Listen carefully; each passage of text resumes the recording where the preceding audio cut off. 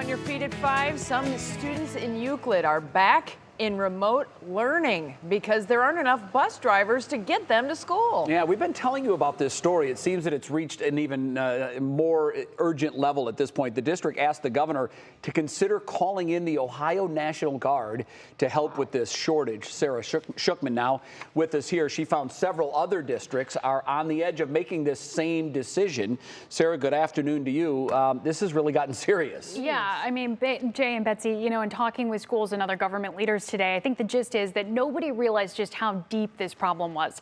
It's sort of at the intersection of both the hiring shortage we've seen affecting all sorts of jobs, including drivers, and coronavirus and the number of cases that have skyrocketed in that age group, as Brandon was just talking about, leading to quarantines and things like that. In fact, Governor DeWine said this afternoon he's been hearing a lot about it, and he's trying to come up with both short-term and long-term solutions here.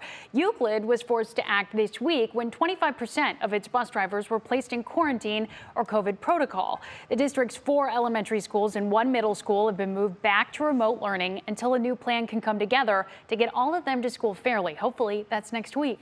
But we've heard other larger districts like Toledo and Cincinnati are considering the same move. Some schools have already had to change start times and bus routes to use fewer drivers to transport the same number of kids. State Representative Kent Smith says he thinks Ohio could provide some immediate help here through its National Guardsmen and women. Look, the Ohio National Guard has been used before during the pandemic to put shots into arms and deliver food, you know, for the food bank. Maybe they need to deliver children to public school buildings.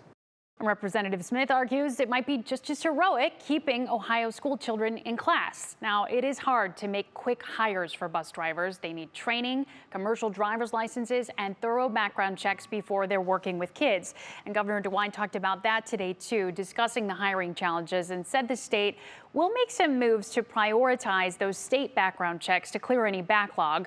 But it's still weighing other options, including deploying the National Guard. He addressed that as well. So at 6, we'll talk about some of his hesitations and what else might be in the works. That is crazy, and I can't imagine any kid on a bus acting up when there's a National Guard person driving. In uniform, that would be a completely different vibe on the bus, for sure. Oh, absolutely. We will see what happens, but I thought about that today, too. You think of what they sign up for when you join the National Guard. They have been asked to do all sorts of duties for us this year. That's true. Yeah. All right, Sarah, thanks. We'll see you at 6.